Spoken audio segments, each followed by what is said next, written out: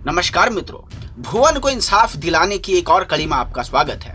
आज हम आपको बताएंगे कि 11 हत्यारों दरिंदों के खिलाफ अल्मोड़ा पुलिस ने जो धारा 147, 149 और धारा 304 लगाई है वो धाराएं क्या है और क्या इन धाराओं से इन हत्यारों को, इन मॉब लिंचर्स को सख्त सज़ा मिलेगी नहीं मिलेगी। लेकिन सबसे पहले मैं आपको बगल में एक स्लाइड दिखा रहा हूँ।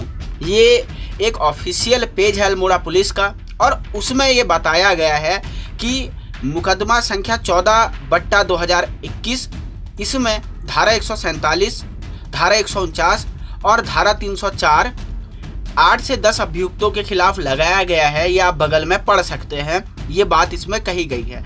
तो मैं अब आपको बताता हूँ कि धारा 304, 147 और 149 क्या है और इन धाराओं में भुवन के हत्यारों को, इन मॉब लिंचर्स को क्या क्या सजाएं मिल सकती है।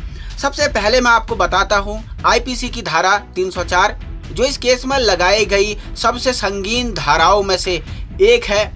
उस धारा के तहत क्या हो सकता है, देखिए कुछ लोगों पे इसमें धारा 304 का उपयोग किया गया है और धारा 304 गैर इरादतन हत्या है। मैंने अपने पहले वीडियोस में भी कहा था कि ये केस गैर इरादतन हत्या की तरफ चला जाए।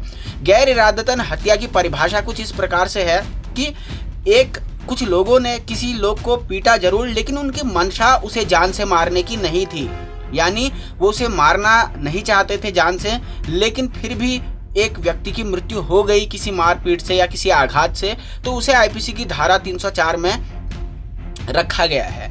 इस धारा की बात करें तो इसमें जमानत मिलना कठिन होता है, गैर जमानती अपराध होता है और 10 साल की अधिकतम सजा इस पूरे केस में हो सकती है। 10 साल तक की सजा और कुछ जुर्माना भी इसमें लगाया जा सकता है। यह सबसे संगीन धारा है, यानी आप समझ सकते हैं कि जिन लोगों को सजा मिलेगी वो 10 साल से अधिक नहीं होने वाली, पहली बात। दूसरी जो सबसे महत्वपूर्ण धारा लगाई गई है, ये लगाई गई है धारा 147।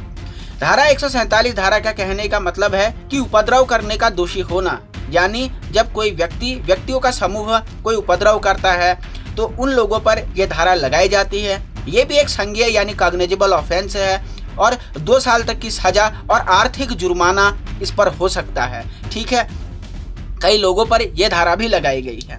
इसके बाद आईपीसी की धारा 149 का यूज किया गया है और 149 का जो यूज आईपीसी की धारा किया गया है, ये कानून तोड़ने के लिए अगर कोई भीड़ इकट्ठा होती है या कोई व्यक्ति जो समूह में इकट्ठा होकर के कानून तोड़ने का काम करे, रूल ऑफ लॉ को वायलेंस करे, उन लोगों के खिलाफ लगाई जाती है।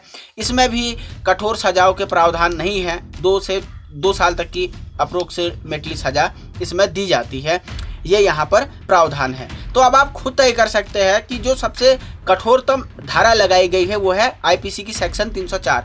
मैं अभी इस बात की पुष्टिता नहीं करता कि अभी मुझे जो लेटेस्ट रिपोर्ट मिली है उसके हिसाब से 304, 147 और 149 धारा लगाई गई थी। हो सकता है कि इसमें संशोधन किया गया हो, इसे 302 किया गया हो।